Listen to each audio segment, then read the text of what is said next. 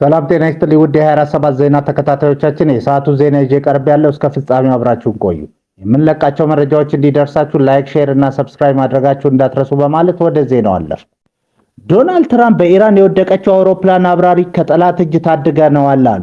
የአሜሪካው ፕሬዝዳንት ዶናልድ ትራምፕ በኢራን ግዛት ውስጥ ተከስክሳ ከነበረችው የጦር አውሮፕላን ውስጥ በሕይወት የተረፉት ሁለተኛው የአሜሪካ አብራሪ በከፍተኛ የነፍስ አድን ዘመቻ መገኘታቸውን አስታወቁ። ፕሬዝዳንቱ በትሩዝ ሶሻል ገጻቸው ባሰፈሩት መረጃ የአሜሪካ ጦር ባደረገው ብርቱ ጥረት አብራሪው ከጠላት ቀጠና በሰላም መውጣቱን ገልጸዋል። ባለፈው አርብ በኢራን ተመታ የወደቀችው የኤፍ-15 ተዋጊ ጄት አብራሪ ጉዳት ቢደርስበትም በአሁኑ ወቅት ደህንነታቸው የተጠበቀ መሆኑ ተዘግቧል።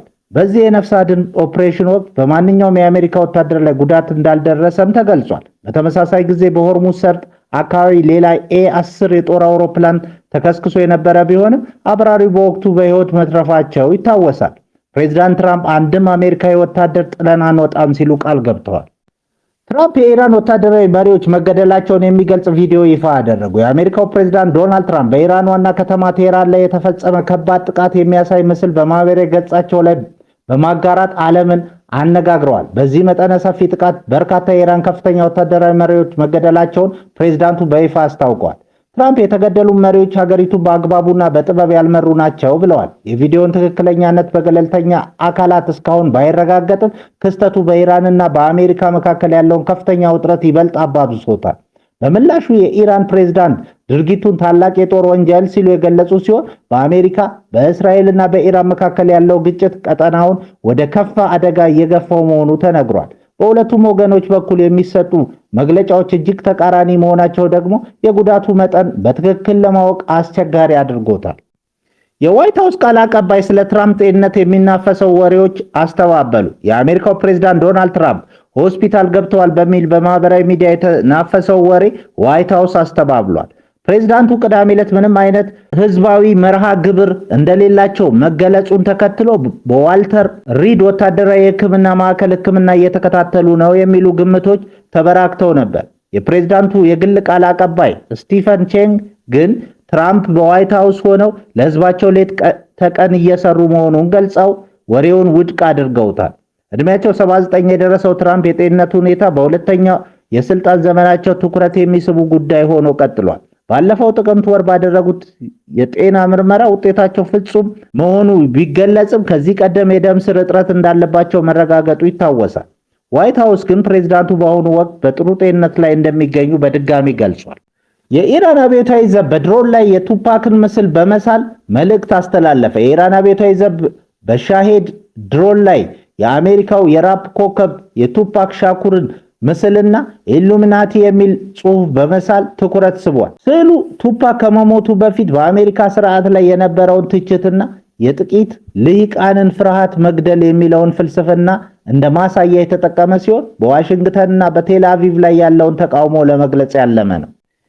ኢራን ለሰላም 5 ቅድመ ሁኔታዎችን አቀረበች። በትራምፕ በኩል ግን የጦርነት ማስጠንቀቂያ ተሰምቷል። በኢራንና በአሜሪካ እንዲሁም በእስራኤል መካከል ያለው ውጥረት እያየለ በመጣበት በዚህ ወቅት ቴህራን ግጭቱን ለማቆም 5 ዋና ዋና ቅድመ ሁኔታዎች ማቅረቧ ተሰምቷል። የሩሲያው አርአይኤ ኖቮስቲ ዲፕሎማሲያዊ ምንጮችን ጠቅሶ እንደዘገበው ኢራን ዘላቂ ሰላም እንዲሰፍን ዓለም አቀፍ ማዕቀፍ እንዲነሱና የኒኩለር ኃይልን ለሰላማዊ ዓላማ የመጠቀም መብቷ እንዲከበር ጠይቃለች።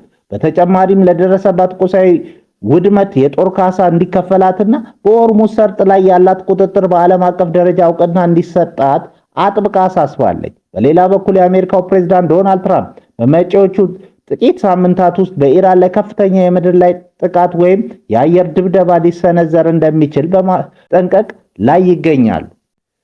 ርዕሰ ሊቃነ ጳጳሳት ሊዮ 14ኛ ለዓለም መሪዎች ማስጠንቀቂያ ሰጡ። ለስልጣን አጠቃቀማችሁ ተጠያቂ ትሆናላችሁ።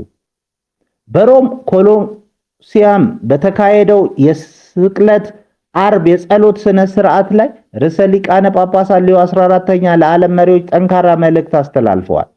ቅዱስነታቸው ማንኛውም ባለስልጣን ለሚወስነው ውሳኔና ለስልጣን አጠቃቀሙ ጦርነት ቢጭርም ሆነ ሰላምን ቢገነባ በእግዚአብሔር ፊት ተጠያቂ እንደሚሆን አስጠንቅቀዋል። በተለይም በኢራን ያለው ጦርነት በተመለከተ ፕሬዝዳንት ትራምፕ ሰላማዊ መፍትሄ እንዲፈልጉ ጥሪ አቅርበዋል። ጸሎቱ ትኩረቱን በጦርነት ለተጎዱ ወላጅ አልባ ህፃናት ለስደተኞችና በሰዎች ዝውውር ሰለባ ለሆኑ ወገኖች አድርጓል። ርዕሰ ሊቃነ ጳጳሳቱ የአሜሪካን የስደት ፖሊሲ ከቤተክርስቲያኗ አስተምህሮት ጋር እንደማይጣጣም በመጥቀስ ወቅሰዋል። ይህ ስነ ስርዓት ፍትህ፣ ሰላምና ሰብአዊ መብቶች እንዲከበሩ የቀረበ ታላቅ መንፈሳዊ ጥሪ ሆኖ አልፏል። የመካከለኛው ምስራቅ ጦርነት በዓለም አቀፍ የነዳጅ ዋጋ ላይ ከፍተኛ ጭማሪ ማስከተሉን ተከትሎ የሴኔጋል መንግስት ጥብቅ የአመራር የጉዞ ገደብ ጣለ። የሴኔጋል ጠቅላይ ሚኒስትር ኡስማን ሶንኮ ሀገሪቱ ወደፊት እጅግ አስቸጋሪ የሚባሉ ጊዜያት ሊገጥሟት እንደሚችሉ አስጠንቅቀዋል። ከሚኒስትሮቹ ጀምሮ እስከ ከፍተኛ የመንግስት ባለስልጣናት ድረስ ከስራቸው ጋር ቀጥተኛ ግንኙነት የሌላቸው ማንኛውም አይነት የውጭ ሀገር ጉዞዎች ታግደዋል። ጠቅላይ ሚኒስትሩ ራሳቸው ወደ ኒጀር፣ ስፔን እና ፈረንሳይ ሊያደርጓቸው የነበሩ ጉዞዎችን ሰርዘዋል። በሚቀጥለው ሳምንት የነዳጅ ዋጋ ንረትን ለመቋቋም የሚያስችሉ ተጨማሪ ዝርዝር መመሪያዎች ይፋ እንደሚደረጉ ተነግሯል። የዓለም አቀፍ የነዳጅ ገበያ መናወጥ ለሴኔጋል በጀት ትልቅ ፈተና ሆኗል። ሴኔጋል ዓመታዊ በጀት ያቀረበችው አንድ በርሜል ድፍድፍ ነዳጅ $62 ይሸጣል በሚል ግምት ቢሆንም በአሁኑ ወቅት የብሬንት ድፍድፍ ነዳጅ ዋጋ ወደ $115 አሻቅቧል።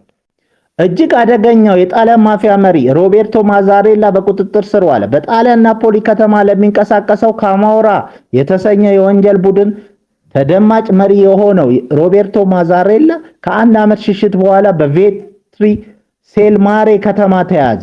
የ48 ዓመቱ ማዛሬላ በነፍስ ግድያ ወንጀል የሚፈለግ ሲሆን በጣሊያን እጅግ አደገኛ ከሚባሉ ወንጀለኞች አንዱ ነው። ፖሊስ ባደረገው ኦፕሬሽን ማዛሬላ ከባለቤቱና ከልጆቹ ጋር እያለ ያለምንም ተቃውሞ በቁጥጥር ስር ውሏል። በተያዘበት ወቅት የቅንጦት ሰዓት፣ 20,000 ዩሮ እና የሐሰት ሰነዶች ተገኝተዋል።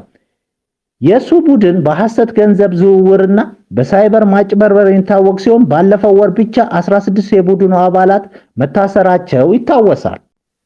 በአፍጋኒስታን በደረሰ የመሬት መንቀጥቀጥ የአንድ ቤተሰብ 8 አባላቱ ሞቱ። አርብ ምሽት በአፍጋኒስታን በደረሰ ኃይለኛ የመሬት መንቀጥቀጥ በአንድ ቤተሰብ ውስጥ የሚገኙ 8 ሰዎች መሞታቸውን የሀገሪቱ ጤና ጥበቃ ሚኒስቴር አስታወቀ።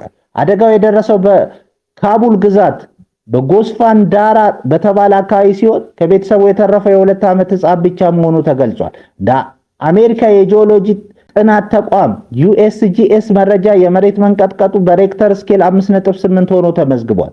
የመንቀጥቀጡ ማዕከል በሰሜን ምስራቅ ባዳክሻን ግዛት በ186 ኪሎ ሜትር ጥልቀት ላይ ቢሆንም የርቀቱ ኃይል በዋና ከተማው በኩል ጭምር ተሰምቷል። አፍጋኒስታን በቴክቶኒክ ፕሌቶች መገናኛ ላይ የምትገኝ በመሆኗ በተደጋጋሚ መሰል አደጋዎች ያጋጥሟታል። ባለፈው ነሐሴ ወር በደረሰ ተመሳሳይ አደጋ ከ2000 በላይ ሰዎች መሞታቸው ይታወሳል። ክቡራን አድማጮቻችን ለሰዓቱ ያልናቸውን ዜናዎች በዚህ እናበቃለን።